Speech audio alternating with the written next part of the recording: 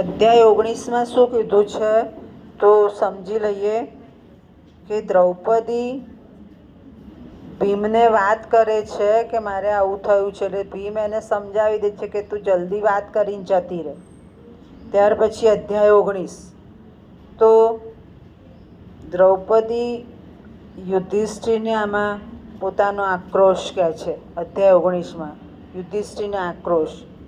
યુધિષ્ઠિરનું નામ જ ધર્મરાજા છે અને એને ખબર છે કે આપણે અજ્ઞાત વેશમાં છીએ. અજ્ઞાતવાસની પણ એક શરત હતી કે જો એ લોકો પકડાઈ જશે તો વળી પાછા બીજા 14 વર્ષ કાઢવાના. એટલે એ જાણતા હતા કે આ વર્ષ પૂરું જ કરવાનું છે. એટલે તો એ એમ કહે છે કે તમે ચૂપ રહ્યા. મૌન ભાષામાં પણ સમજાવે છે કે તમે ભરી સભામાં વિરાટ રાજા અને યુધિષ્ઠિર ચૂપ રહે છે.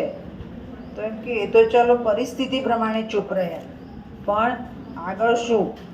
તો આગળ એ વસ્તુ સમજાવે છે કે પહેલાંના સમયમાં ને આજે પણ જે દૂષણ છે એની વાત કરી કે યુધિષ્ઠિરને પાસા રમવાની ટેવ છે અને એ પાસા રમવામાં એમણે આખું બધું હોડમાં મૂકી દીધું.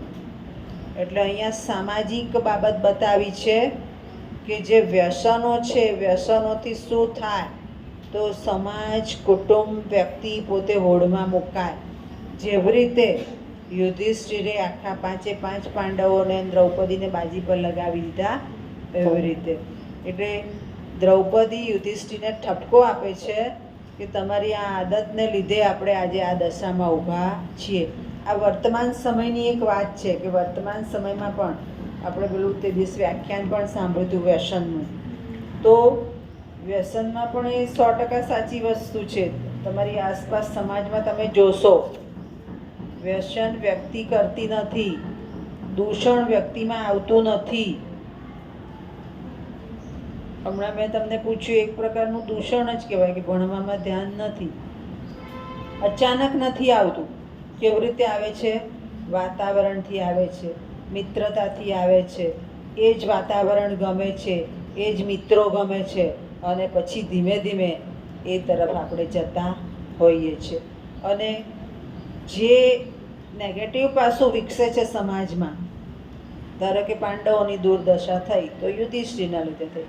તમારી નજીકની વ્યક્તિ જ તમને એક ખરાબ પરિસ્થિતિમાં મૂકતી હોય છે. અને 95% એવું હોય, તમારી ઓળખીતી વ્યક્તિને ખબર જ હોય કે તમારું કયું પાસું સારું અને કયું પાસું ખરાબ. એટલે એ રીતે એટલે મિત્ર પણ તમારો સારો હોવો જોઈએ, તમારું વાતાવરણ પણ સારું હોવું જોઈએ, તમારો ઉછેર પણ સારો હોવો જોઈએ, અને તો જ તમે એક સારી વ્યક્તિ તરીકે નીકળી શકો છો. મેં હમણાં આનું ઉદાહરણ આપ્યું કે ત્યાં સામાજિક વાતાવરણ જ એવું છે કે સમાજની વ્યવસ્થા શીખવી પડે. છોકરીઓએ સામાજિક વ્યવસ્થા શીખવી જ પડે. અને આ થયો અધ્યાય 19નો સાર. ત્યાર પછી અધ્યાય 20 સાર લખેલો હશે બધાએ. મેં બધા જ સર્ગનો સાર અધ્યાયનો સાર લખાવેલો છે.